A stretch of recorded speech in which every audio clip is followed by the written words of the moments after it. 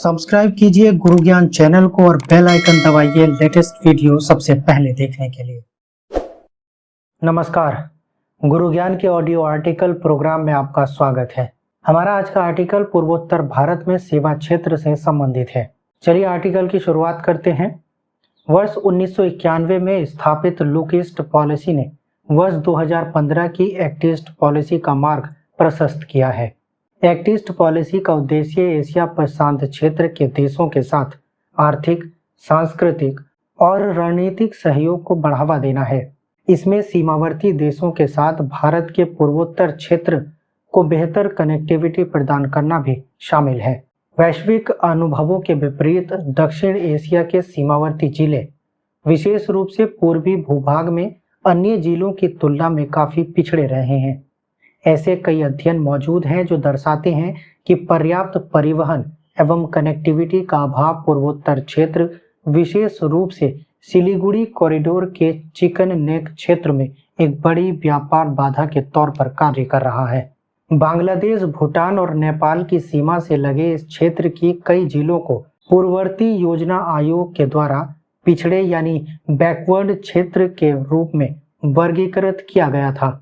इस प्रकार उत्तरी बंगाल और पूर्वोत्तर राज्यों में सेवा क्षेत्र की क्षमता पर उचित ध्यान केंद्रित किए जाने की आवश्यकता है।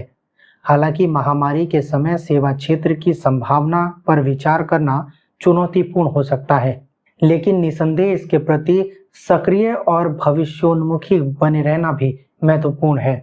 अब बात करते हैं पूर्वोत्तर क्षेत्र में विकास से संबंधित समस्याओं की।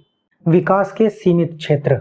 पूर्वोत्तर राज्यों में आर्थिक गतिविधियां कुछ चुनिंदा क्षेत्रों तक ही सीमित हैं, जिसके परिणाम स्वरूप यह व्यापक और विशाल क्षेत्र आज भी दुर्गम एवं पिछड़ा बना हुआ है।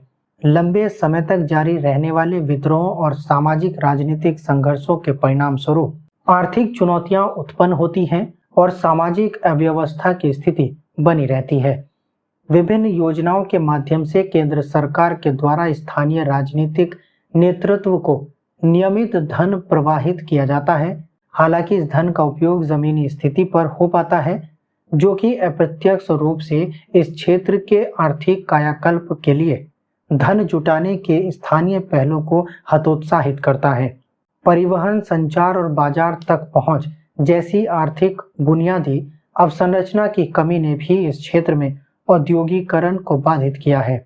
पर्याप्त आधारभूत संरचनाओं की कमी ने औद्योगिकरण को अवरुद्ध किया है, जबकि बदतर अवसंरचना के कारण मौजूदा औद्योगिकरण भी विकास नहीं कर सका है, जो कि एक दुष्चक्र का निर्माण करता है। देश के शेष हिस्सों के साथ संपर्क की कमी भी एक बड़ी चुनौती है।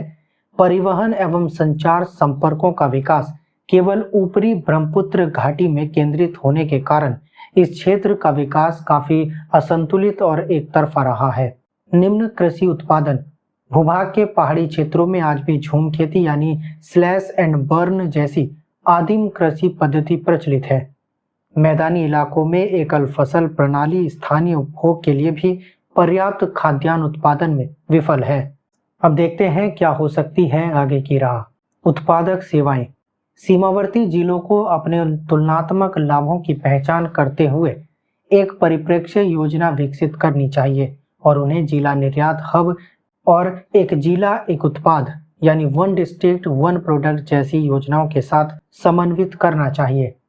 प्रमुख क्षेत्रों के विस्तार के लिए उत्पादक सेवा क्षेत्रों की उल्लेखनीय वृद्धि की आवश्यकता होगी, जिसमें प्रबंधन सेवाएं, अनुसंधान एवं विकास, वित्तीय एवं लेख सेवाएं और विपणन आदि शामिल हैं। वित्तीय सेवाएं।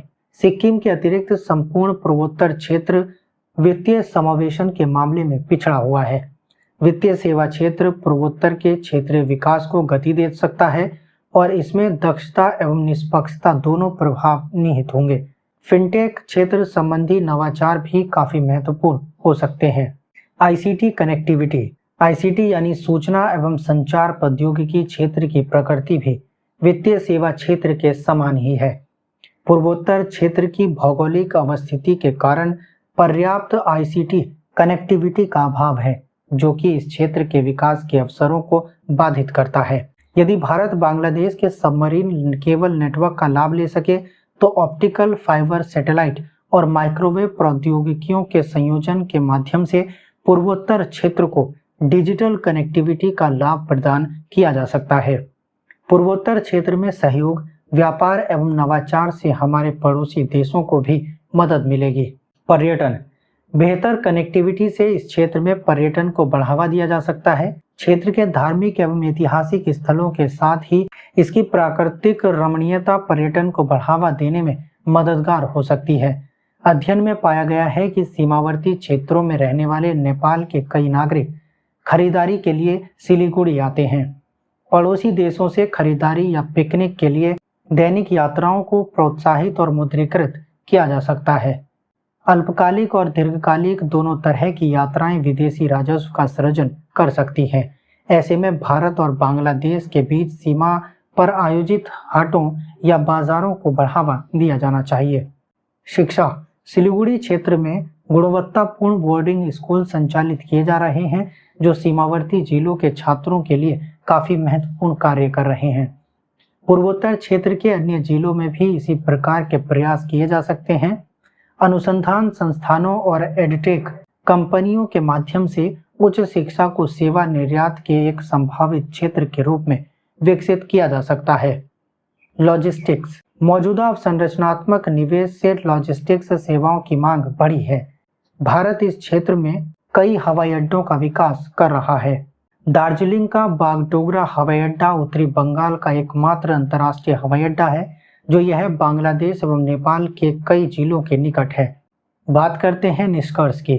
पूर्वोत्तर क्षेत्र यानी नॉर्थ ईस्ट रीजन सेवा क्षेत्र के विकास के मामले में व्यापक संभावनाएं प्रदान करता है। प्रत्येक सीमावर्ती जिलों की अनूठी प्रकृति को पहचानने, विकसित करने और बढ़ाने की आवश्यकता है ताकि इन क्षेत्रों में सतत विकास और प्रगति को बढ़ावा मिल सके। सब्सक्राइब कीजिए गुरु ज्ञान चैनल को और बेल आइकन दबाइए लेटेस्ट वीडियो सबसे पहले देखने के लिए।